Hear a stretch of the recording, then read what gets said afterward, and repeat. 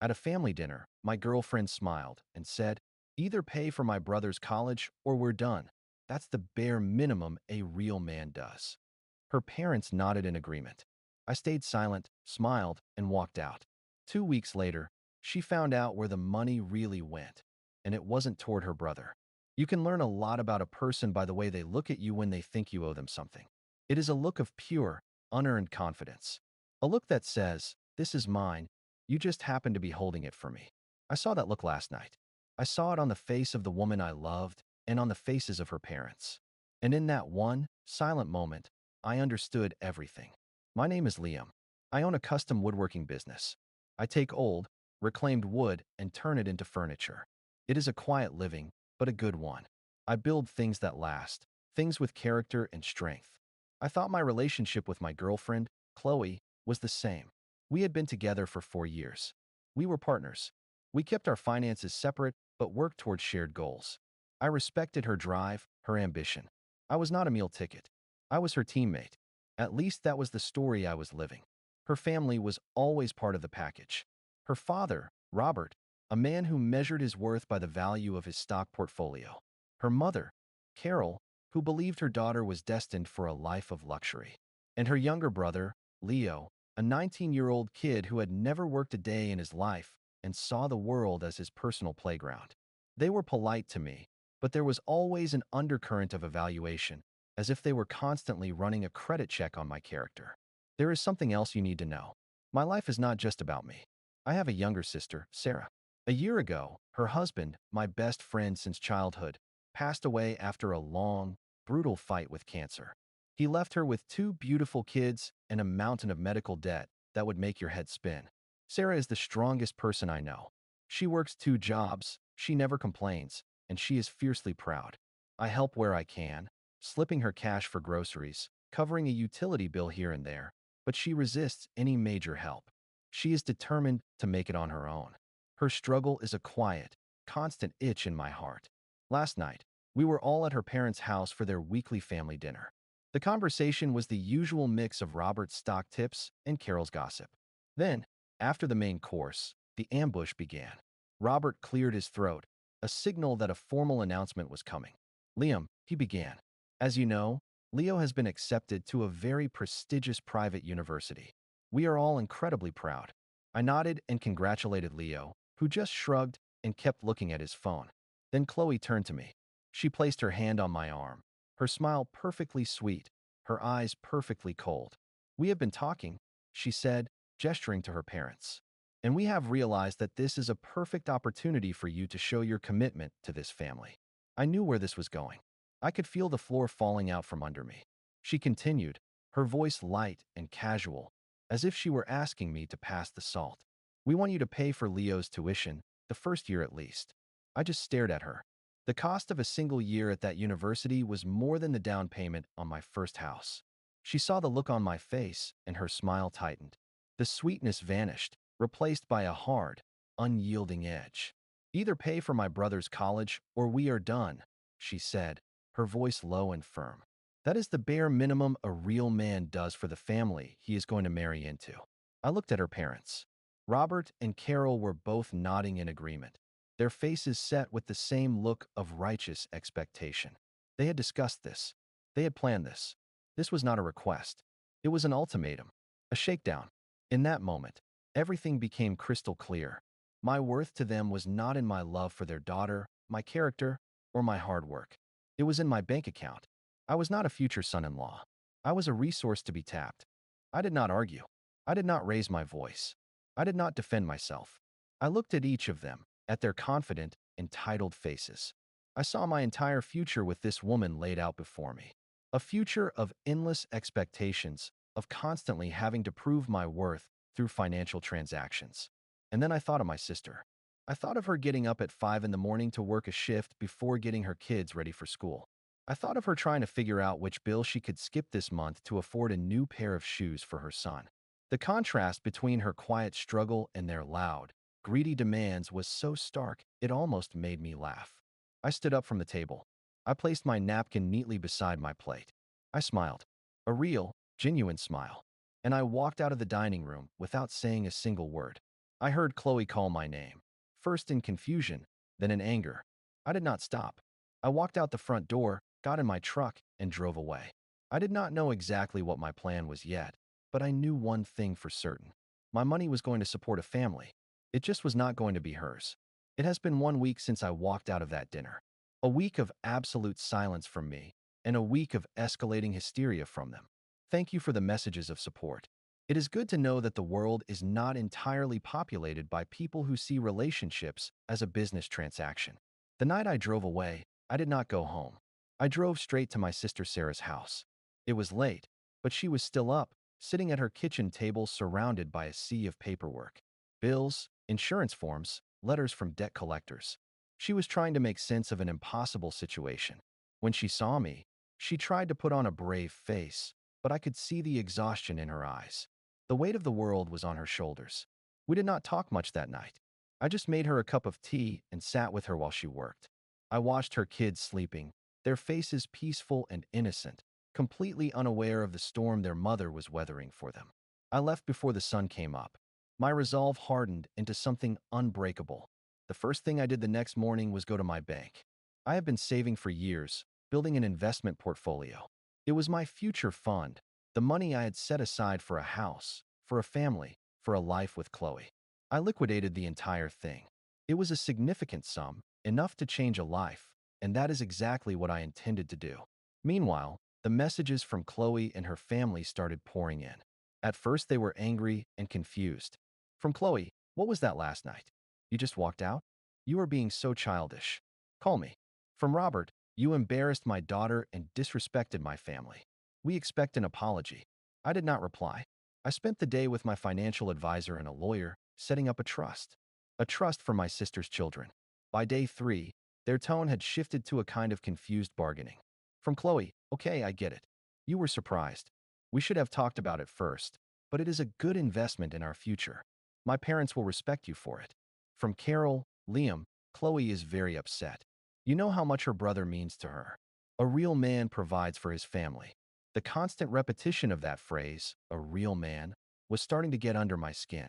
They had a very specific and very expensive definition of what that meant. I continued to ignore them. I packed up every single thing Chloe owned that was at my house. She had not officially moved in, but she had accumulated a lot of stuff. I boxed it all up, labeled it, and put it in my workshop for safekeeping. I changed the passcodes on my home security system. Then I went back to my sister's house. I did not tell her what I was about to do. I just told her I needed her to sign some papers for a family investment fund I was setting up for the kids. She was hesitant, always wary of charity, but I framed it as a legal thing to protect their future. She signed them. The next day, 2 things happened. First, a check from the trust was delivered to the hospital that held the majority of her late husband's medical debt.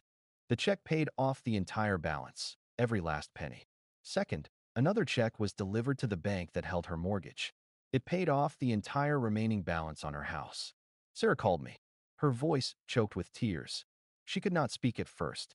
She just kept saying, Liam, what did you do? I told her I had just made a sound investment in the only family that mattered to me. I told her that her husband would have wanted her to be free, to be able to raise their kids without that crushing weight on her shoulders. For the first time in a year, I heard her really, truly laugh. It was the best sound in the world. That same afternoon, I finally responded to Chloe. She had been sending me messages all day, each one more desperate than the last. Her brother's tuition deposit was due at the end of the week. My response was a single email sent to her, her brother, and her parents. The subject line was a real man. The body of the email was simple. You are correct. A real man provides for his family. He supports them, protects them, and invests in their future. That is why my savings, the money you demanded for Leo's education, has been used to pay off the medical debt and the mortgage for my widowed sister and her 2 children. I consider this the bare minimum. Our relationship is over. A courier will be delivering Chloe's belongings to your house tomorrow. I attached 2 documents to the email. The first was a copy of the paid-in full statement from the hospital. The second was a copy of the paid-in full statement from the mortgage company. I hit send. Then I blocked their numbers on my phone and their email addresses. The silence that followed was a relief. I knew the storm was not over, but I had redirected it. I had taken their greed, their entitlement, their ugly ultimatum, and I had transformed it into something good, something real. Let them rage. I had a family to take care of. Update 2. It has been 2 weeks since I sent that email. The silence from my end has remained unbroken, but the shockwaves from my decision have spread in ways I never could have predicted. I have not spoken to Chloe or her family, but the story has come back to me through multiple sources. The first thing that happened was an explosion of rage. I heard from a mutual friend that Chloe had a complete meltdown. She called me every name she could think of. She accused me of betraying her, of stealing her money. Her father, Robert, apparently tried to call his lawyer, screaming about suing me for emotional distress and for breaking a verbal contract. His lawyer, a man with a functioning brain, must have told him he did not have a case because the legal threats never materialized. Their anger was based on a simple delusional belief that my money was already theirs. They were not angry because I had helped my sister. They were angry because the bank they had planned to rob had suddenly closed its doors. After the rage came the smear campaign. Chloe and her mother started telling everyone who would listen a twisted version of the story. In their telling, I was an unstable, cruel man who had dangled the promise of a secure future in front of Chloe, only to snatch it away. They claimed I had stolen their family's chance at a better life by giving the money to my sister, who they painted as irresponsible and undeserving. It did not work. And this is where the story gets interesting. My sister, Sarah, lives in the same town as Chloe's parents. It is not a huge place. People talk. The story of her husband's passing and her subsequent struggles was well known in their community. She is a beloved figure, a woman who has faced tragedy with grace and strength. When the news of my investment in her future became public, and it did, because you cannot pay off that much debt in a small town without people finding out, the reaction was overwhelming. People were touched. Our story, the story of a brother helping his sister in her darkest hour, became the talk of the town. A local newspaper even did a small piece on it, a good news story about family and community. They did not use my name at my request, but they described me as a local businessman. Now imagine you are Robert and Carol. You have spent years building a reputation as pillars of the community. You sit on charity boards, you donate to local causes, you pride on your image. And then this story comes out. A story about a local man's incredible act of generosity. And at the same time, your daughter is going around town telling everyone that this same man is a monster for not giving that exact money to her lazy, entitled brother instead. The two narratives did not align. People started connecting the dots. The story of the family dinner, of the ultimatum, started to leak out. Chloe's attempts to paint me as the villain backfired spectacularly. She was not just seen as greedy, she was seen as ghoulish. She was the woman who tried to divert a lifeline from a widow and her children to pay for her brother's frat parties. Robert and Carol have been humiliated. Their friends have been avoiding them. Their social standing, the thing they value above all else, has been shattered. They have been exposed as the greedy, entitled people they truly are. Chloe's life has been a train wreck. She is still living with her parents. Her friends, who were all part of the same materialistic world, have distanced themselves from her. The scandal is too ugly. She is a social pariah. And Leo, the brother at the center of all this? He did not get to go to his prestigious private university. He is attending the local community college. I have heard that his parents are making him get a part-time job to pay for his own books. It seems they have finally decided to teach him the value of a dollar, now that their access to mine has been permanently cut off. I saw Chloe once about a week ago. I was at the grocery store. She was in the checkout line a few lanes over. She looked smaller, diminished. The confidence was gone. She saw me, and for a second our eyes met. I did not feel anger. I did not feel pity. I felt nothing at all. She was just a stranger, a ghost from a life I no longer lived. She looked away first. The best part of this whole thing is my sister. The change in her is like night and day. With the financial weight gone, she is lighter, happier. She has been able to quit one of her jobs and spend more time with her kids. The dark circles under her eyes are gone. She smiles more. My investment did not just pay off her debt. It gave her back her life. It gave my niece and nephew back their mother. That is what a real man does. He does not pay for entitlement. He does not fund arrogance. He builds things that last. He protects the people he loves. He invests in a future that is built on something real. My future is with my family, the one that is bound by love and loyalty, not by invoices and expectations. And that is a foundation that can never be broken. Final update. It has been 6 months since I walked out on that family and their outrageous demands. The dust has settled, and the new world I have built for myself is quiet, strong, and completely my own. I wanted to share this final update because the story has reached a conclusion that is more complete and satisfying than I ever could have engineered. My life is good. My business is thriving. I spend my weekends helping my sister with projects around her house, the house that is now truly hers, and playing with my niece and nephew. Seeing them happy and secure, without the shadow of debt hanging over their future, is the greatest return on investment I could ever ask for. Sarah is doing incredibly well. She has even started dating again, a good man who adores her and her kids. The transformation in her life has been the true victory in all of this. As for Chloe and her family, their story is a quiet tragedy of their own making. The social humiliation they suffered was not a passing storm. It was a permanent change in their climate. Robert and Carol have become recluses. Their reputation in the community was so important to them, and its loss has been a blow from which they have not recovered. They no longer host parties. They are no longer on the boards of charities. They have been exposed, and their world has shrunk as a result. Leo, the would-be Ivy Leaguer, is still at community college. I have heard through the grapevine that he is struggling. He has never had to work for anything in his life, and the reality of responsibility has been a shock to his system. He is learning a hard lesson, one that his parents should have taught him years ago. And Chloe, her story is the one that has come full circle. After months of unemployment and social isolation, she finally sent me an email. It was not a demand or an apology. It was a plea. She wrote that she had been doing a lot of thinking, that she had been in therapy. She said she finally understood how wrong she had been, how her family's values had twisted her own. She wrote that she was not asking for a second chance, but for a conversation.